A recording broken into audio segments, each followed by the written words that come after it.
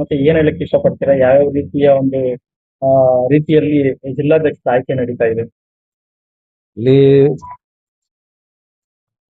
ಜಿಲ್ಲಾ ಅಧ್ಯಕ್ಷರ ಆಯ್ಕೆ ಮಾಡ್ಬೇಕಾದ್ರೆ ಕೆಲವು ಮಾನದಂಡಗಳನ್ನ ಇಟ್ಕೊಂಡು ಕೇಳ್ತಾ ಇದ್ದಾರೆ.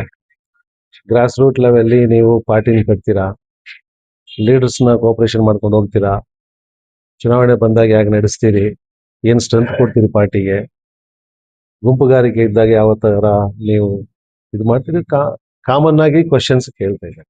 ಅದರ ಬಗ್ಗೆ ನಾನು ಇವತ್ತು ಕೂಲಂಕುಷವಾಗಿ ಅವರಿಗೆ ವಿವರಿಸಿದ್ದೀನಿ.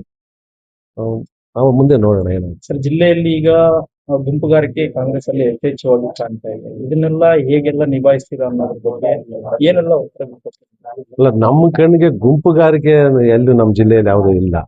ಕಾಂಗ್ರೆಸ್ ಅಲ್ಲಿ ಎಲ್ಲಿ ಗುಂಪುಗಾರಿಕೆ ಇದೆ? ಮಾಮೂಲಿ ಚುನಾವಣೆ ಸಂದರ್ಭಗಳಲ್ಲಿ ಈ ತರ ಯಾವ್ದನ್ನ ನಡೆದಾಗ ಸ್ವಲ್ಪ ಮಾತುಕತೆ ನಡೀತವೆ, ಅಂತವ್ ಬಿಟ್ರೆ ಬೇರೆ ಏನ್ ಗುಂಪುಗಾರಿಕೆ ಇದೆ? ಕಾಂಗ್ರೆಸ್ ಅಲ್ಲಿ ಯಾವುದೇ ತರ ಗುಂಪುಗಾರಿಕೆ ಇದೆ?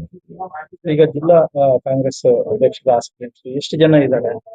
ಫೈನಲ್ ಆಗಿ ಯಾರೆಲ್ಲ ಬರ್ಬಹುದು ಫೈನಲ್ ರೇಸ್ಗೆ? ಅದು ನನಗೆ ಗೊತ್ತಾಗಲ್ಲ. ನಾನಂತೂ ಫೈನಲ್ ರೇಸ್ ಇದ್ದೀನಿ ಅಂತ ನನಗೆ ಅನಿಸ್ತದೆ.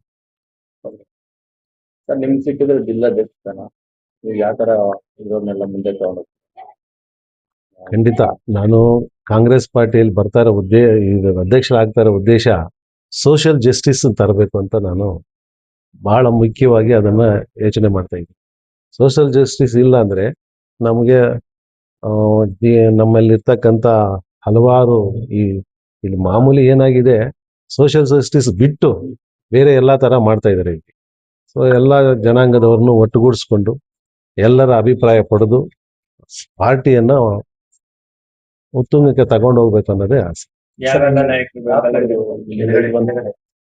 ನಮಗೀಗ ಎಲ್ಲ ನಾಯಕರುಗಳು ಬೆಂಬಲ ಇದೆ. ಯಥೇಚ್ಛವಾಗಿ ನಮ್ಮ ಶಿವಶಂಕರ ರೆಡ್ಡಿ ಅವರಾಗ್ಬೋದು, ಪ್ರದೀಪ್ ಈಶ್ವರ್ ಆಗ್ಬೋದು, ನಮ್ಮ ಆಂಜನಪ್ಪನವರಾಗ್ಬೋದು, ಯಲವಳ್ಳಿ ರಮೇಶ್ ಅವರಾಗ್ಬೋದು, ಮುಖಂಡರಿಗೆ ನಮ್ಮ ರಾಜೀವ್ ಗೌಡರು, ಪುಟ್ಟಣ್ಣಾಂಜನಪ್ಪನವರು, ಸುಧಾಕರ್ ರೆಡ್ಡಿ ಅವರು ಎಲ್ಲರೂ ನನ್ನ ಜೊತೆಲಿ ಚೆನ್ನಾಗಿದ್ದಾರೆ.